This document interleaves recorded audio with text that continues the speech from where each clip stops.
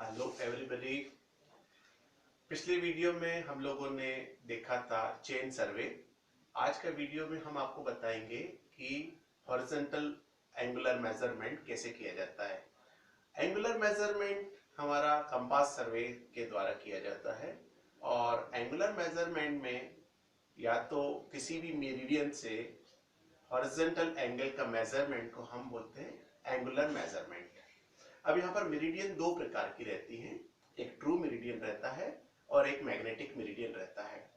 True meridian उस meridian को कहते हैं जो हमारा पृथ्वी की सतह पर स्थित नॉर्थ पोल और साउथ पोल को मिलाने वाली प्रत्येक रेखा ट्रू मेरिडियन कहलाती है और उस पर स्थित नॉर्थ जो है उसको हम ट्रू नॉर्थ कहते हैं। इसी तरह से मैग्नेटिक मेरिडियन किसी भी चुंबक के द्वारा दिखने वाली रेखा को हम मैग्नेटिक मेरिडियन कहते हैं और इसके सापेक्ष अगर हम कोई भी एंगल का मेजरमेंट करते हैं तो उसको हम बोलते हैं मैग्नेटिक मेरिडियन। और इसी प्रकार से ट्रू मेरिडियन के सापेक्ष हम जिस भी एंगल का मेजरमेंट करते हैं उसको हम बोलते हैं ट्रू बियरिंग। अब ट्रू बियरिंग और मैग्नेटिक बियरिंग का जो भी डिफरेंस आता है उसको हम बोलते हैं मैग्नेटिक डिक्लिनेशन। मैग्नेटिक डिक्लिनेशन को अपन इस प्रकार से समझ सकते हैं, अगर मान लीजिए आपका ये ट्रू नॉर्थ हो और ये मैग्नेटिक नॉर्थ हो,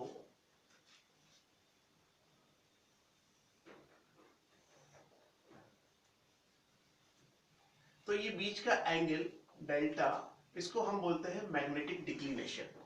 मैग्नेटिक डिक्लिनेशन अगर ईस्ट दिशा की तरफ होगा तो ये कहलाएगा ईस्टिंग मैग्नेटिक डिक्लिनेशन या पॉजिटिव मैग्नेटिक डिक्लिनेशन, और अगर ये वेस्ट दिशा की तरफ इसका झुकाव होगा तो ये कहलाएगा वेस्टिंग डिक्लिनेशन और नेगेटिव डिक्लिनेशन। अब हमने ये समझ लिया मैग्नेटिक बियरिंग और ट्रू बियरिंग में क्या फर्क रहता है। अब जो मैग्नेटिक डिक्लिनेशन है ये सर्वे ऑफ इंडिया द्वारा प्रकाशित आइसोगोनिक चार्ट्स के द्वारा हमें मिलता है। पूरे भारत के प्रत्येक स्थान के लिए सर्वे ऑफ इंडिया ने इसको पब्लिश किया हुआ है, तो इसकी वैल्यू हमको जहां पर भी सर्वे करना होता है उसमें या तो हम ऐड करते हैं या सब्ट्रैक्ट कर देते हैं। ये आइसोगोनिक चार्ट जो रहते हैं इसमें आइसोगोनिक लाइंस को दर्शाया जाता है। आइसोगोनिक लाइंस का मतलब होता है ऐसी लाइंस जो समान मैग्नेटिक डिक्लिनेशन को बिंदुओं को ज्वाइन करती हैं। ये चार्ट से हमको पता पड़ जाता है। अब हम बताते हैं अब ये जो हमारे बेयरिंग्स हैं, बेयरिंग्स दो प्रकार से प्रस्तुत की जाती हैं। एक तो हमारा रिड्यूस्ड बेयरिंग और हमारा होल सर्कल बेयरिंग।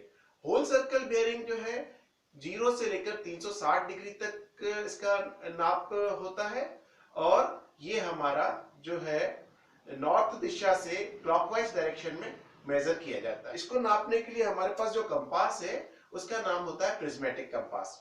इसी तरह से जो हमारा रिड्यूस्ड बेयरिंग या क्वाड्रेंट बेयरिंग होता है इसका नाप 0 डिग्री से लेकर 90 डिग्री के बीच में होता है।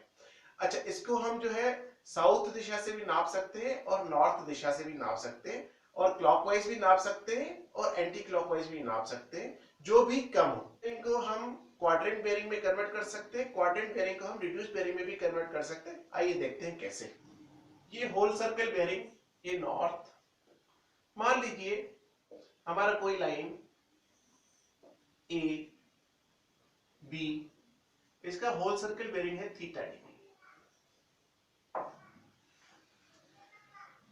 जब ए बी लाइन को क्लॉकवाइज डायरेक्शन में नॉर्थ से नापेंगे थीटा डिग्री तो ये कहलाता है whole circle bearing. Thank you for watching us.